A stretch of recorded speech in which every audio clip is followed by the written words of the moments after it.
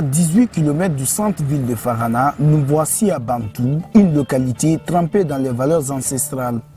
Ici, nombreuses sont des familles qui gardent le secret des métiers. Dans cette famille Camara par exemple, le feu n'a pas de secret pour les initiés. Selon les anciens, les enfants légitimes se reconnaissent dès la naissance à travers des pratiques coutumières liées à la forge. Pour reconnaître que tel enfant est bien le nôtre, c'est le jour de sa naissance qu'on lui colle un fer rougi par le feu. S'il pleure, cela veut dire qu'il n'est pas de nous. Dans notre famille, le fer chaud ne brûle ni enfant ni vieux. Et quand il brûle un enfant, celui-ci ne vivra pas longtemps. La trentaine, Sidiki se distingue des autres forgerons du village. Il a une connaissance exceptionnelle du feu et le dit l'avoir hérité de son père, qui l'initiait de ses pratiques depuis son enfance. Le jeune Sidiki n'a pas eu la chance d'aller à l'école, mais grâce à ce métier, il parvient à subvenir à ses besoins. Chez les camarades de Bantou, la forge est considérée comme un patrimoine familial. Une autre personne ne peut pas faire ce travail ici dans le village. Il y en a qui le pratiquent néanmoins, mais nous, on l'a hérité de nos ancêtres. Et on n'a pas d'apprenti. Après moi, c'est mon petit frère qui s'exerce. J'ai un grand frère qui est aussi forgeron.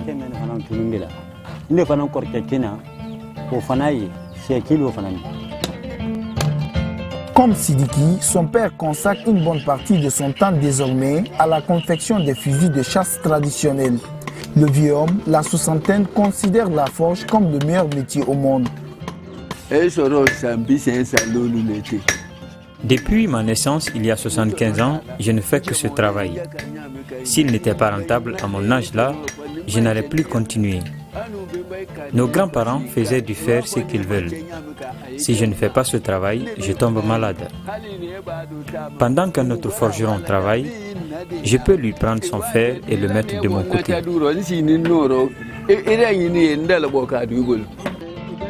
En Haute-Guinée, certains villages abritent des grandes familles de forgerons.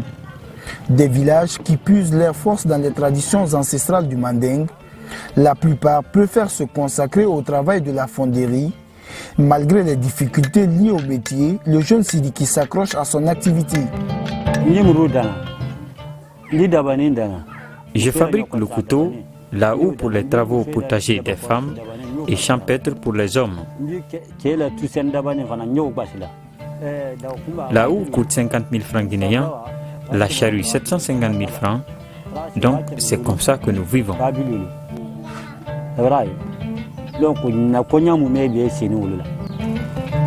Aminata Oulare, la trentaine, habite aussi à Bantou. Femme au foyer et mère de 2 enfants, elle rêve depuis son jeune âge de développer l'extraction du lait de vache. Un rêve qui se réalise progressivement depuis son mariage il y a 4 ans. Elle consacre la plupart de son temps à l'élevage, une activité qui lui permet de surmonter certaines difficultés. On trouve du lait, des fois non. Cette vache ne produit pas assez vu que je ne sais pas traire aussi. J'apprends. Elle a 4 mamelons. On traite les 2 premiers plus les 2 derniers. Il y en a même qui ont 6 mamelons.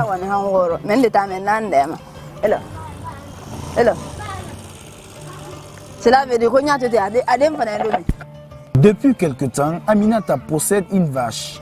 Chaque jour, elle fait traire son lait. C'est aujourd'hui l'activité principale de la plupart des femmes du village. Ce lait de vache m'aide à nourrir mes enfants. Je fais des beignets avec. Bantou accueille un couple américain, Dame Moulare, comme l'ont baptisé les sages du village, vit avec sa petite famille ici depuis une dizaine d'années.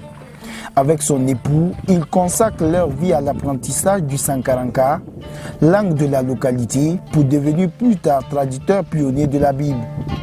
Pas de littérature en Sankaran, parce que les gens ils peuvent lire encore quelques-uns, mais la plupart ne sont pas littéraires, ne peuvent pas lire ou écrire.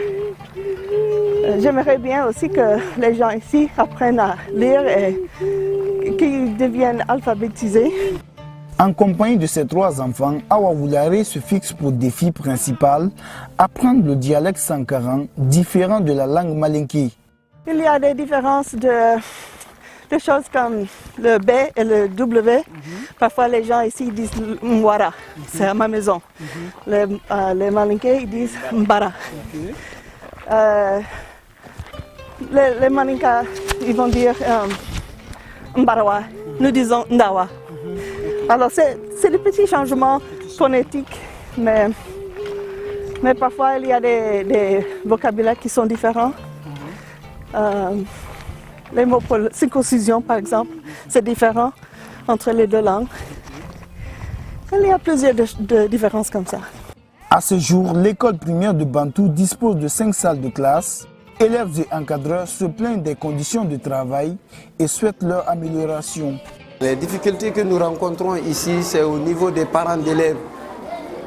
C'est-à-dire ils ne cherchent pas à maintenir les enfants très longtemps à l'école. Ils envoient les enfants à l'école pendant 2 ou 3 ans, après ils les retirent, surtout les jeunes filles. Donc nous voudrions on fait un appel auprès des parents d'élèves et les ressortissants qui sont à Conakry, faire une sensibilisation autour de cela pour que les enfants maintiennent l'école et continuent jusqu'au bout. Organisée en association depuis quelques années, appelée Association des volontaires pour le développement de Bantou, AVODEB, réalise chaque fois des actions de développement en faveur de leur localité. L'année dernière, la mosquée du village a bénéficié d'une rénovation pour accueillir les fidèles musulmans. Aujourd'hui, mon premier rêve, c'est de faire de ce village Bantou une sous-préfecture, une commune rurale, et donc de constituer toutes les infrastructures nécessaires pour assister l'autorité pour la faisabilité rapide de ça.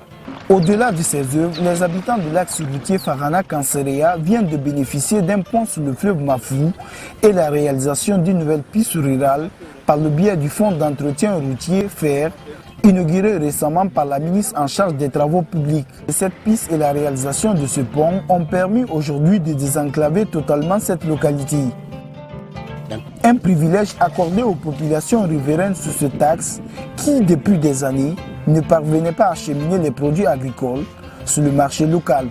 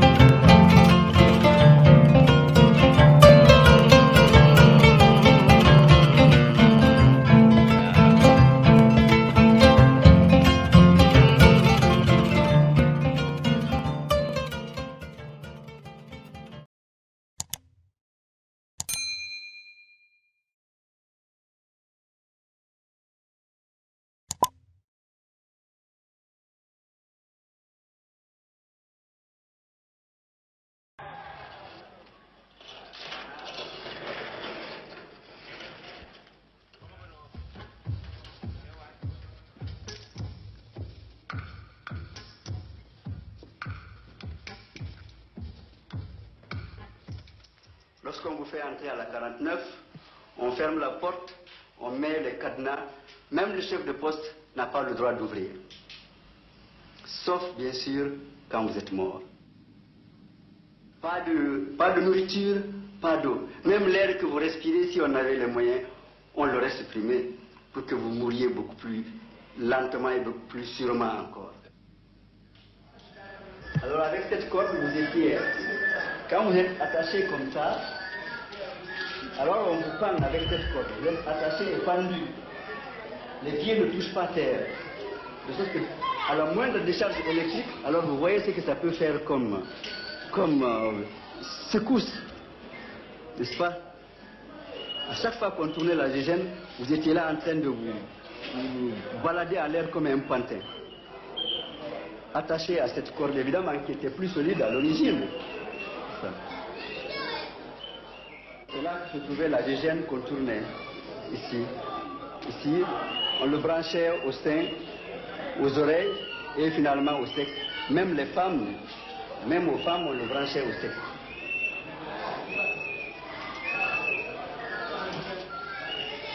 Et avec les tortionnaires et vous-même. aucun autre témoin. Jusqu'à ce que vous disiez ce que le ministre qui était assis là-bas voulait que vous disiez. C'est pour cela qu'on a dit qu'il faut dire la vérité du ministre. Nous avions des planches. Chacun avait une portion de jardin à arroser chaque matin. Alors un matin, alors que j'arrosais ici, j'ai entendu quelqu'un dire psst, psst, psst. J'ai regardé par là, je n'ai vu personne. C'est en ce moment que j'ai vu, sortant de ce trou-là, qui était plus petit que ça, j'ai vu une main qui était sortie tenant un chiffon. L'homme était en diète noire, donc condamné à mort. Le bruit de mon arrosoir, il avait su que j'avais de l'eau. Et il me demandait de lui mettre un peu d'eau sur le chiffon pour sucer. Alors, mais je suis resté comme pétrifié. D'abord, de voir une main sortir d'un trou, la vision là même était presque irréelle. Deuxièmement, j'étais devant un cas de conscience. Si je donne l'eau et qu'on me voit, on me met en diète noire. Si je ne le fais pas, je sais que c'est quelqu'un qui va mourir de soif. Alors finalement, j'ai regardé comme il n'y avait pas d'homme de garde. J'ai continué à arroser. Arrivé par là, j'ai fait ça. J'ai donné un mouvement vertical à mon arrosoir. Un peu d'eau est parti se mettre sur son chiffon qu'il a fait entrer. Malheureusement, ça ne l'a pas sauvé puisqu'il était en diète noire, il est mort quand même. J'ai passé 10 jours sans boire et sans manger. Tellement j'ai eu soif. Ma langue collée à mon palais, j'étais obligé d'uriner dans mes mains et de boire. J'ai bu mes urines pour pouvoir respirer. Alors au 10e jour, très tard dans la nuit, ils viennent nous menotter, ils nous ont mis des menottes tchèques. À chaque fois que bougeait la main, ça rentrait dans la main, ils nous amènent à l'interrogatoire. On m'a branché le courant là. 2 fils, un fil électrique là, un fil électrique là, avec un appareil qui est sur la table. On vous pose les questions. Vous devez répondre que vous êtes homme du front. Vous êtes SS nazi, vous êtes homme de Focard. Et si vous refusez, ailleurs, on vous tourne la manivelle.